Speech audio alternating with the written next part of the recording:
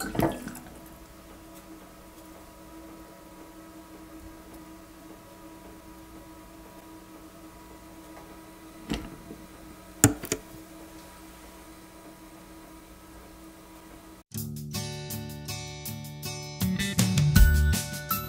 there, my brewing friends. Happy Homebrew Weekly, as they say. Cheers.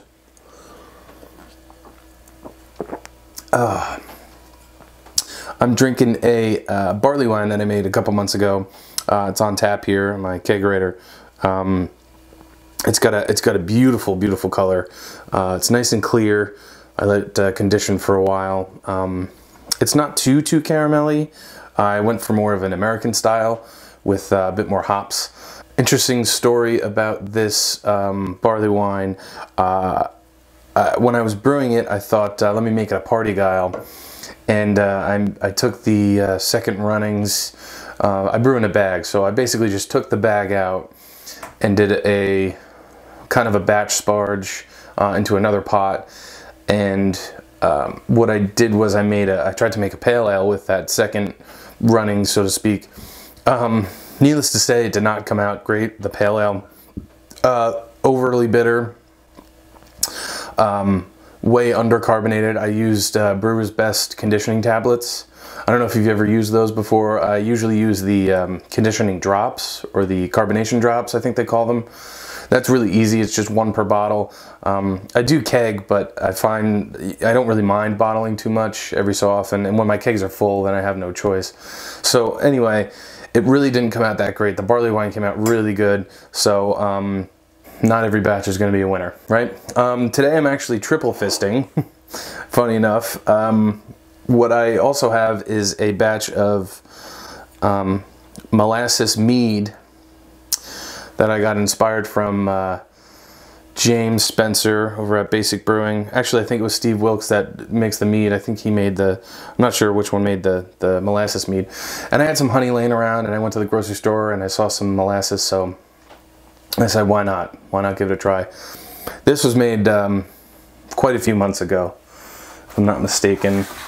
March 11th, 2016. So this is coming up on a year. I didn't even realize that. Wow, time flies. I opened it last night and I didn't finish it because I had to get up early this morning. Oh man. If you like molasses, which I wasn't crazy about, but I really enjoy this.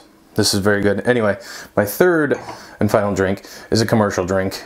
It is a bubbly, just a your run-of-the-mill champagne that we had laying around the house. Me and my wife were just upstairs watching Shameless on Netflix, and they were celebrating something on the show, and she's like, oh, why don't we open a bottle of champagne? I was like, all right, I'm not opposed to it, so cheers.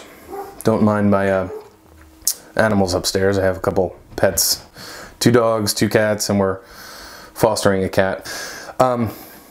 So yes, welcome to my brew dungeon, my my brewery. I don't know what, let me know what you guys call your area that you do your brewing or keep your equipment. I mainly just keep my equipment in here. I do all my brewing in the kitchen down here or outside. I've got a kegerator here that is, it's an Edge Star. It's a 2-tap tower style. My buddy's got me this when I got married in 2015 in November, and I love this thing. It's very easy maintenance. It's a no-brainer. Putting it together, you just plug it in and go. Keeps things really cold. It has a temperature relative, temperature gauge that you can set it to. So if you have 2 in there, or if you have 1 keg in there, a big keg that's warm, you can crank it up. My only complaint, or my only critique would be that the tower style kegerators, all the heat rises. So the hottest part in the kegerator is in the tower, which is where the tap handle is. So the first half a beer that you pour, or the first beer you pour at like half of its foam, So in order to combat that, you can get tower chillers. I made one, and that one ended up getting moldy and nasty because I turned it off. And anyway, I kind of hooked up this other system. It seems to be working pretty decently. It's just a fan I got off of Amazon that that I kind of hung underneath. Hey, if it works, it works. What else do I have? I don't know. Yeah, you can see this. This is the batch of chestnut brown ale that I made last week. It fermented very quickly. I used the dry Nottingham yeast, Danstar, rehydrated. It took off within a couple hours. I want to say like 6 hours, and maybe. Yeah, I got it set and done before, I want to say around like 4 o'clock, 5 o'clock. And after dinner, right before bed, I guess, I came down and took a look, and it wasn't really going, but it was starting to. So 2 or 3 days later, I came down, and there was no more krausen. There was yeast rafts on the top. Airlock activity had stopped. And so, which made me kind of nervous, but also kind of excited, because that's potentially a good thing that that it went through quickly. So I don't know, we'll see. I got to take a gravity reading. I might do that now, but we'll see. What else do I have around here? I got a bunch of knickknacks on the walls. I got a really cool Yingling clock that my father got me a couple years ago. It's got a light, a fluorescent light on it and everything. It's really cool, really neat thing. I got some glasses, and I got a bottle of my first ever homebrew. It's not actually full. That would be kind of gross, actually. But I made a little label and everything, and I recapped it with a new cap. It's all dry and everything inside. But the bottle is old, and my father actually kept it around, and my parents and I saw it, and I kind of laughed and took it home. So that's up here. Yeah, that's, so this is it. I got, I don't know if you can see back behind me, I got a temperature control. I bought one of those little units on Amazon, and I rigged it up. It's relatively pretty simple, actually. I found a video on YouTube from a guy, I can't remember his name. If you're interested, I can put the link in the description on what video I used to wire mine up. It's really easy. Those units I think are like 12 bucks on Amazon, and then you need the wire and, you know, wire cutters and some tools and stuff. So if you like hands-on stuff, definitely a great project to take on. So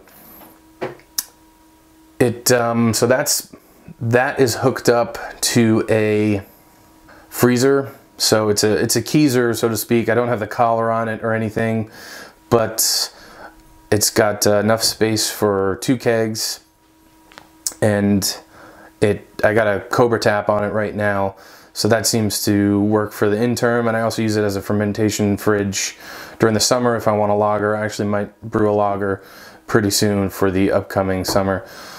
So we'll see. So that's my fermentation fridge. I got a mini fridge right next to it that I usually keep bottles in.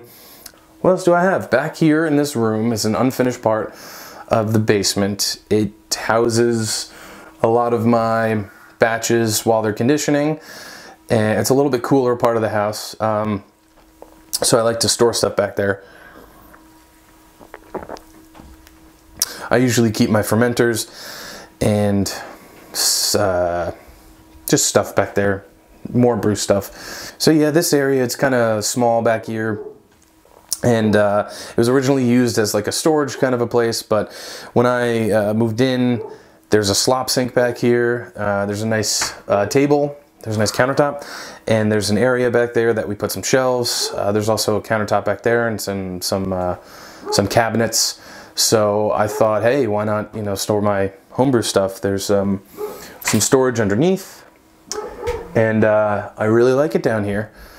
But yeah, so that's that. Like I said, I plan on brewing a lager pretty soon. Not sure when that's going to happen. I've slowed down quite a bit on brewing since I changed jobs, but I thought I would start these up, this being my second video. So yes, we are triple fisting. Let's see if I can do this. No, I'm not gonna try to do that. That would turn out very bad. So, oh, this mead is so tasty. And thank you very much to James Spencer and Steve Wilkes over at Basic Brewing Radio and Video. They taught me a lot throughout the years, and I love their stuff. I love looking at their experiments and seeing James make all of his rye beers. He loves his rye, it seems, and fun stuff. I love the community, and I love how everybody supports each other, and we feed off of each other's knowledge, and we teach each other, and that's the way it should be. If anyone has any questions about anything, or if you want to correct me on anything, if I've said anything wrong, please feel free to leave a comment. I encourage it. Happy brewing, happy Homebrew Weekly, and I'll see you next time.